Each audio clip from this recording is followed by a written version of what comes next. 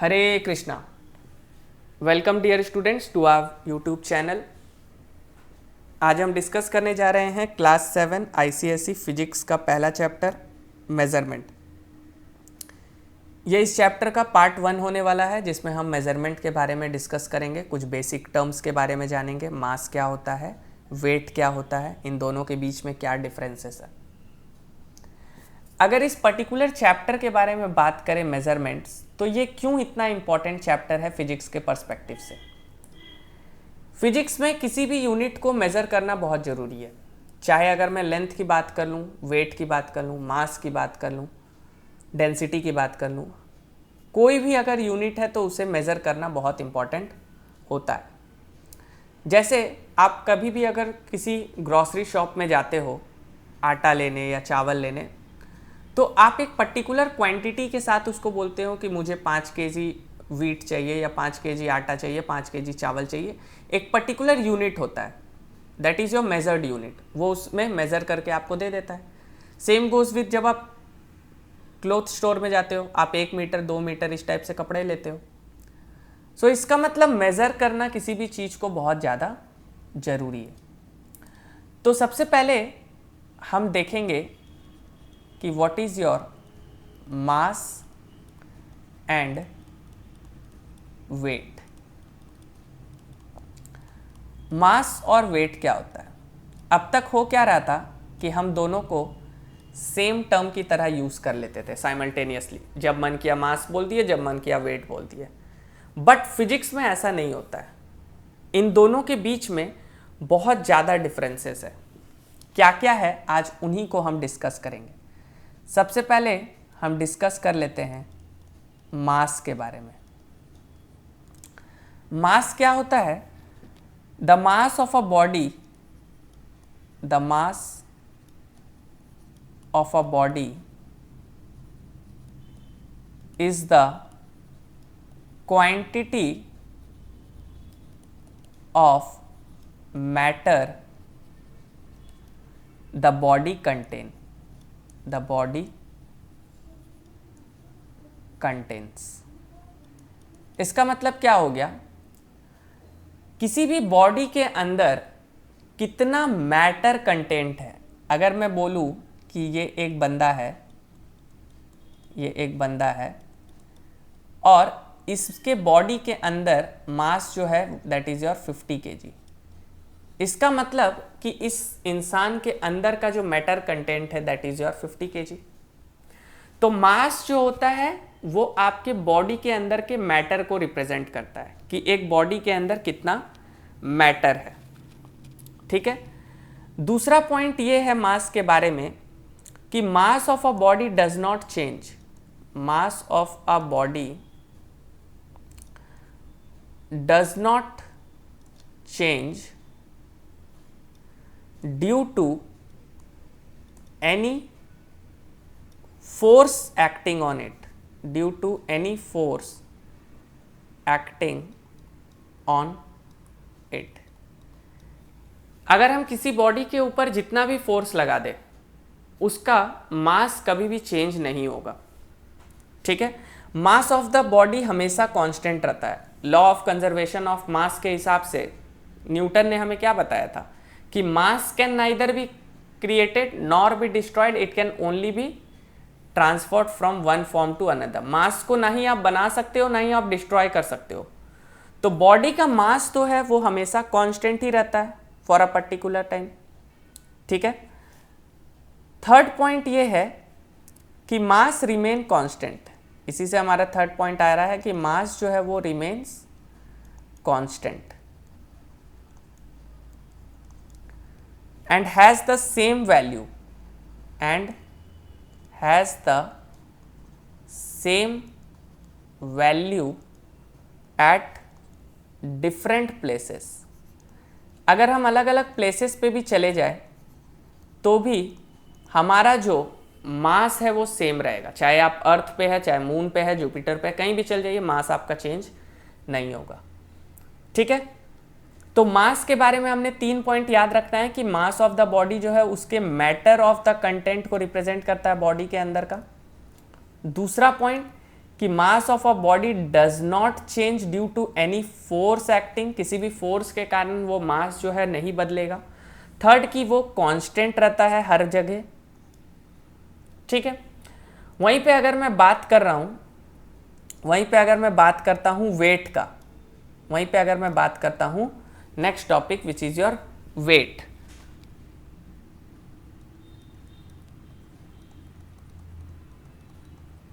Wait, तो weight को मैं कैसे डिफाइन कर सकता हूं? वेट को मैं डिफाइन कर सकता हूं, wait of a body, the weight of the body is the force with which earth attracts the body toward its center, the body towards its center। तो ये क्या है? एक फोर्स है। वेट क्यों होता है बॉडी का? फोर्स ड्यू टू ग्रेविटी के वजह से, ठीक है। किसी भी बॉडी का वेट जो है वो चेंज हो सकता है क्योंकि ये डिपेंड कर रहा है फोर्स ऑफ ग्रेविटी के ऊपर। ये एक फोर्स है जिस फोर्स से अर्थ किसी भी चीज़ को अपने सेंटर की तरफ अट्रैक्ट कर रहा है। अगर ये अर्थ है और इसके ऊपर कोई भी ऑब्जेक्ट खड़ा है तो इस ऑब्जेक्ट को अर्थ अपने सेंटर की तरफ जिस फोर्स से अट्रैक्ट करेगा वही हमारा वेट होगा, ठीक है। नेक्स्ट पॉइंट कि weight of a body, weight of a body varies from place to place, varies from place to place. अब हमें ये चीज समझना है कि ऐसा हो क्यों रहा है। भाई प्लेस टू प्लेस वेरीज करने का पीछे कोई ना कोई कारण होगा, और कारण ये है कि हमारा ग्रेविटी हर जगह चेंज होता है। कारण ये है कि ग्रेविटी जो है ये चेंज हो रहा है। और अगर मैं वेट का फॉर्मूला देख लूं तो weight is equals to mg, और देख रहा हूं कि ये डायरेक्टली ग्रेविटी पे डिपेंड है। तो अगर मेरा ग्रेविटी चेंज हुआ तो ऑब्वियस सी बात है कि हमारा वेट चेंज होगा। तो क्योंकि ग्रेविटी जगह से जगह पे बदलता है, अर्थ का ही मैं बात कर लूं तो अर्थ आपका कैसा है? थोड़ा इस टाइप से है, मीन्स अर्थ का पोल की तरफ जो डिस्टेंस है वो कम है और इक्वेटर की तरफ डिस्टेंस ज़्यादा है। मतलब इक्वेटर की तरफ ग्रेविटी का वैल्यू कम है, पोल की तरफ ग्रेविटी का वैल्यू ज़्यादा है। इसका मतलब यहाँ पे हमारा वेट ज़्यादा होगा, यहाँ पे हमारा वेट कम होगा, यहाँ पे हमारा वेट ज़्यादा होगा। तो अर्थ के ही ऊपर तो हमारा वेट बदल जा रहा है, तो दूसरे प्लैनेट का तो छोड़ ही दीजिए, ठीक है। तो नेक्स्ट पॉइंट इसी से हम लिख सकते हैं कि the value of weight depends upon the gravity। तो वैल्यू ऑफ वेट जो है वो किसके ऊपर डिपेंड कर रहा है? ग्रेविटी के ऊपर। हमारा वेट ग्रेविटी के ऊपर डिपेंड करता है। एग्जाम्पल के लिए आप समझ सकते हैं कि अगर हम अर्थ पे है और हम मून पे है, ठीक है, तो मास हमारा दोनों जगह सेम रहेगा, मास हमारा दोनों जगह m, और यहाँ भी हमारा मास जो है वो m रहेगा। लेकिन अगर यहाँ हमारा वेट है mg, तो यहाँ जो हमारा वेट होगा वो 1/6 ऑफ mg होगा। कारण क्या है कि जो अर्थ का ग्रेविटी है अगर हम उसे g मान रहे हैं तो मून पे ये ग्रेविटी जो है g' वो 1/6 ऑफ अर्थ हो जाता है, ठीक है, gravity by 6, gravity upon 6।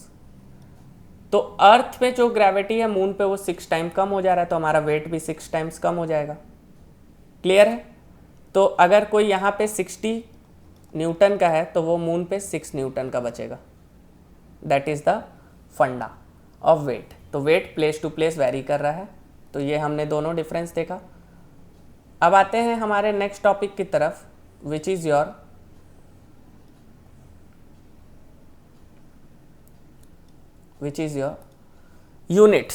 Units of mass.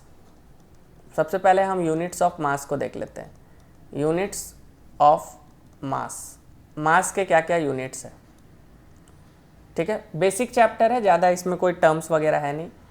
तो अगर एसआई यूनिट की बात की जाए, एसआई यूनिट मतलब इंटरनेशनल सिस्टम यूनिट्स जो चलता है, that is your kilogram, kilogram, और we can write it KG. और अगर मैं सीजीएस यूनिट की बात करूं, जैसे सेंटीमीटर ग्राम सेकेंड यूनिट, तो ये जो होता है दैट इज़ योर ग्राम। ठीक है, तो ये हो गया हमारा 2 यूनिट्स। ठीक है, कुछ कन्वर्जन हमें याद रखना है कि 1 gram is equals to 1/1000 kg and that is equals to 10⁻³ kg। ठीक है, ये न्यूमेरिकल्स में हमें बहुत काम आने वाले हैं, इनको अच्छे से याद कर लीजिएगा, पहला। दूसरा कन्वर्जन कि 1 milligram is equals to 1/1000 gram which is equals to 10⁻³ gram, or we can write is at 10⁻⁻6 kg, 10⁻³ यहाँ का, 10⁻³ यहाँ का, 10⁻⁻6 kg। तो ये जो हो गए, ये तो हमारे हो गए स्मॉलर यूनिट्स का कन्वर्जन। अब कुछ हमारे पास बिगर यूनिट्स भी है, उन बिगर यूनिट्स को भी हमें याद रखना है। बिगर यूनिट्स का अगर बात किया जाए तो हमारे पास कौन कौन से बिगर यूनिट्स आएंगे। सबसे पहले क्विंटल आएगा, बहुत बार आपने सुना होगा। तो 1 quintal is equals to, we denote it as Q, 1 quintal is equals to 100 kg। ठीक है, and 1 metric ton T is equals to 1000 kg। ये हो गए हमारे बिगर यूनिट्स। तो ये यूनिट्स हमें याद रखना है, ये बहुत इंपॉर्टेंट है, क्योंकि जब हम सॉल्व करेंगे न्यूमेरिकल्स तो ये यूनिट के वैल्यूज हमें काम आने वाले हैं। ठीक है, कुछ और पॉइंट्स भी है जिनको हम याद रखेंगे तो हमारे लिए अच्छा होगा, जस्ट एज ए रेफरेंस, कि जो फंडामेंटल पार्टिकल्स होते हैं हमारे पास, फंडामेंटल पार्टिकल्स क्या है, स्ट्रक्चर ऑफ एटम में मैंने बताया है, protons, neutrons, electrons, means electrons, protons and your neutrons, ये हमारे फंडामेंटल यूनिट्स है। इनको हम एक्सप्रेस करते हैं किसके फॉर्म में, एटॉमिक मास यूनिट के फॉर्म में। इनको हम एक्सप्रेस करते हैं एटॉमिक मास यूनिट के फॉर्म में, विच इज़ योर AMU, और 1 AMU is equals to 1.66 into 10⁻⁻27 kg होता है। तो ये भी हमें याद रखने से अच्छा है। ठीक है, तो ये हमारा फंडामेंटल पार्टिकल्स का हो गया। लिक्विड भी एक टाइप का मास ही है, तो लेकिन लिक्विड को जो है वो हम लीटर्स में करते हैं, ये भी याद रखिएगा, लिक्विड को हम लीटर में करते हैं। ठीक है, लिक्विड को हम लीटर में करते हैं मेजर। ये कुछ बात हो गई मेजरमेंट के बारे में। अब हम मेजरमेंट कर कैसे सकते हैं, मेजरमेंट ऑफ मास के लिए हमारे पास क्या क्या है। तो मेजरमेंट ऑफ मास करने के लिए,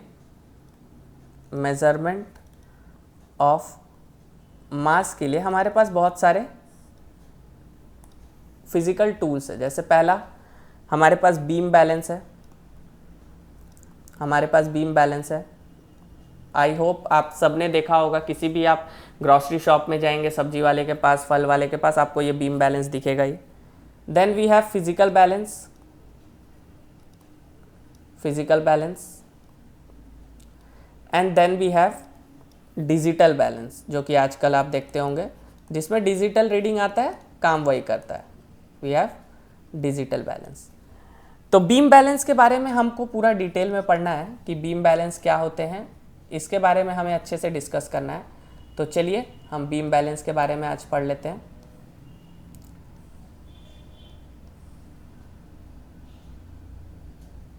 तो हेडिंग लगा दीजिए बीम बैलेंस।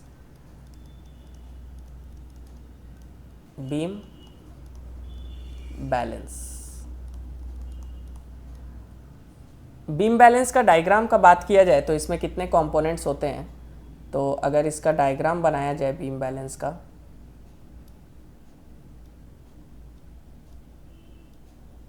कुछ इस तरीके से बन सकता है beam balance. Sorry for the diagram but I am not so good at drawing. ठीक है, यहाँ पे हमारा रॉड होता है और यहाँ पे हमारे पास 2 इक्वल मेजरिंग बाउल्स होते हैं जिन्हें रॉड्स के मदद से लटकाया जाता है। ओके,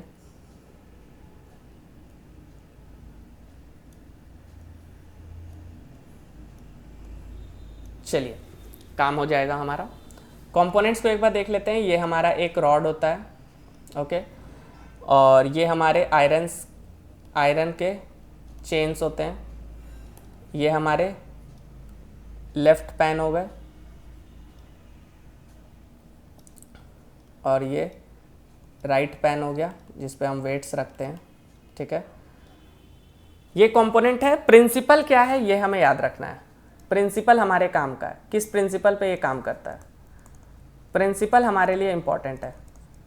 प्रिंसिपल को अगर हम देखें तो प्रिंसिपल क्या बोलता है, according to the principle two bodies of equal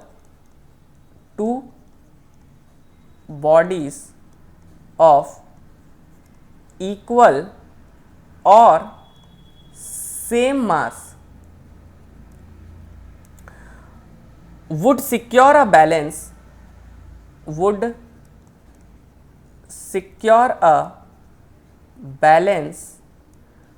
on the beam balance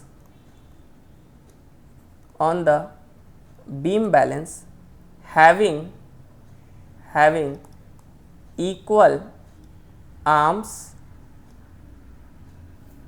of equal length and pans of equal weight। पूरा बीम बैलेंस के बारे में हमें बस इतना ही चीज पढ़ना है। तो बीम बैलेंस आखिर है क्या, हमें क्या बताना चाह रहा है बीम बैलेंस। तो बीम बैलेंस ये बोल रहा है कि अगर हम इक्वल पैन्स लगा दे, दोनों साइड इक्वल चेन्स लगा दे, तो अगर हम यहाँ पे 1 kg रख रहे हैं और यहाँ पे 1 kg रख रहे हैं तो जो हमारा रीडिंग आएगा ये सेंटर पे 0 होगा, इक्विलिब्रियम पे आ जाएगा, ये स्ट्रेट लाइन पे आ जाएगा। अगर सपोज करते हैं कि हमने यहाँ पे 2 kg रख दिया, यहाँ पे 1 kg अभी भी है, तो ये क्या होगा कि लेफ्ट साइड पे टिल्ट कर जाएगा। ये जो बीच का जो आपका रॉड है ये लेफ्ट साइड में टिल्ट करेगा। तो इसी प्रिंसिपल पे काम करता है, हम सब ने इसको देखा ही है, तो इस पर ज़्यादा हम टाइम वेस्ट नहीं करते हैं और यहाँ से ज़्यादा क्वेश्चंस भी नहीं आते हैं, जस्ट आपको इन्फॉर्मेशन के लिए मैंने बताया। अब आ जाते हैं हमारा second, which is your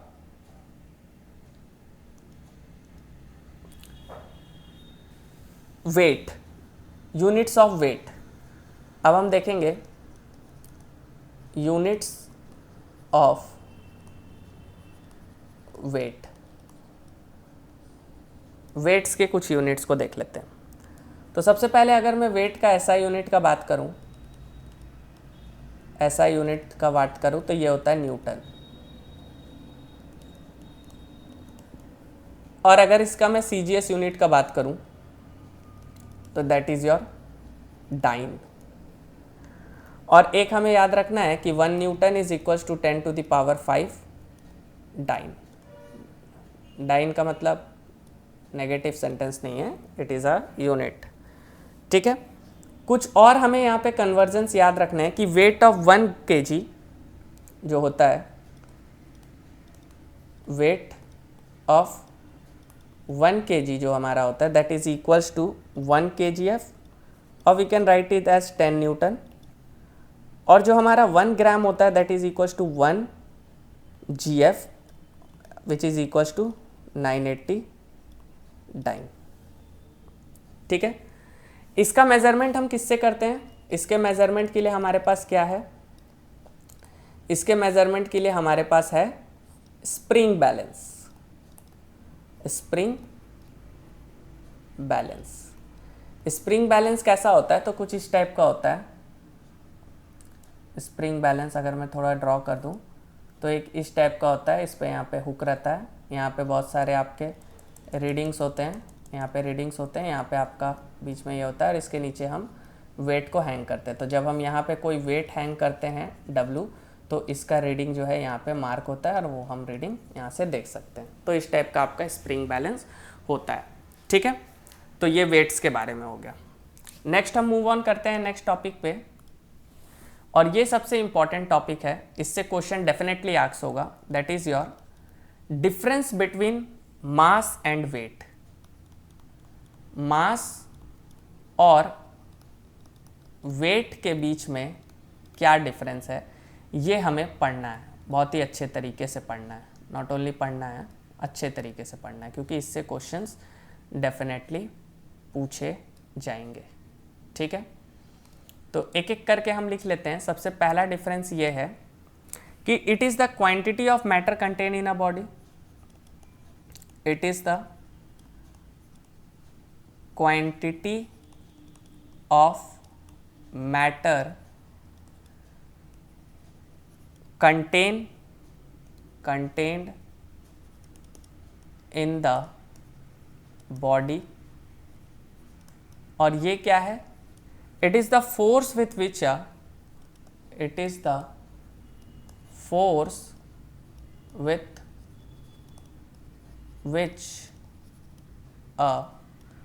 body is attracted toward earth.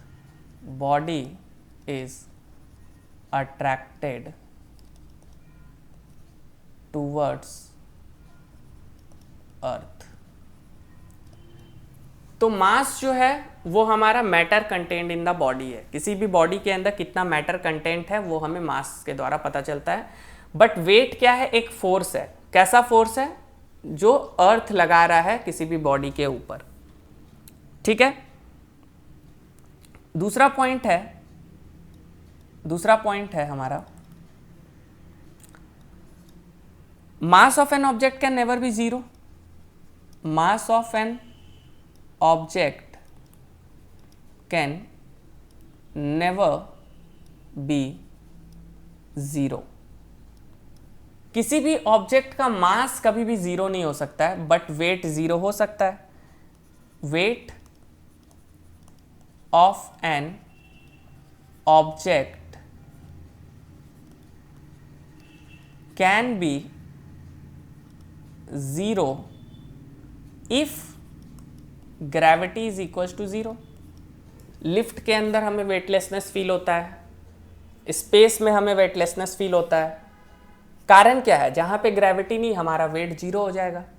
Wait zero का मतलब है हमें हल्का एकदम लगेगा बॉडी, बट मास कभी भी जीरो नहीं हो सकता है। Third point is that it is a scalar quantity. It is a scalar quantity and it is a vector quantity. Now ये स्केलर और वेक्टर क्या होता है?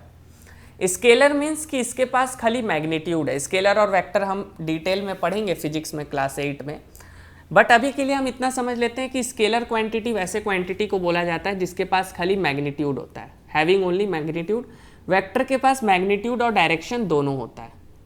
ठीक है, नेक्स्ट पॉइंट अगर हम देखते हैं, पॉइंट नंबर 4, तो पॉइंट नंबर 4 हमारा होता है कि इट इज मेजर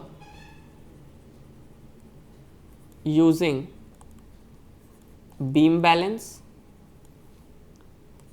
बैलेंस और अ फिजिकल बैलेंस और वेट जो है ये हमारा स्प्रिंग बैलेंस से मेजर होता है। It is measured by spring balance. ये हमारा स्प्रिंग बैलेंस से मेजर होता है। ठीक है, ये हमारा फोर्थ पॉइंट हो गया। Okay, fifth point we can write. Fifth point हम बना सकते हैं इन दोनों के बीच में। फिफ्थ पॉइंट हम बना सकते हैं कि SI यूनिट इसका जो होता है, it's SI unit is kilogram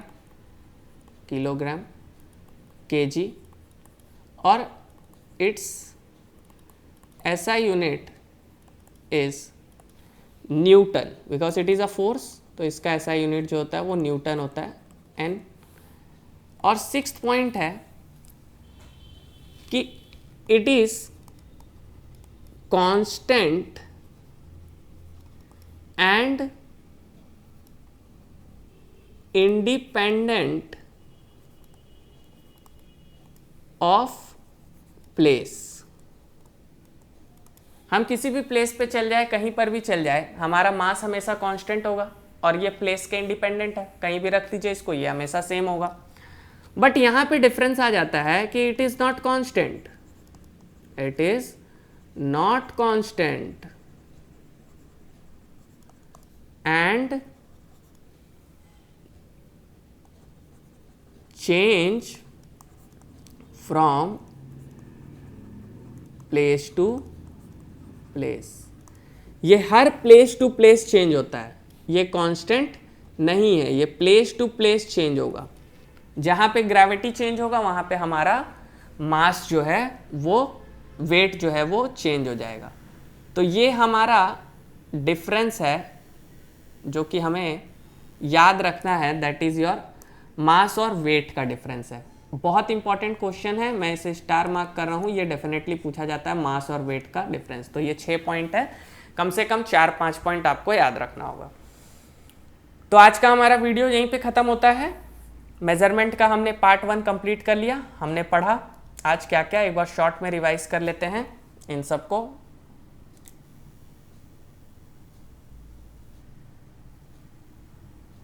अगर मैं आपको दिखा दूं कि आज हमने क्या क्या पढ़ा है शॉर्ट में एक बार,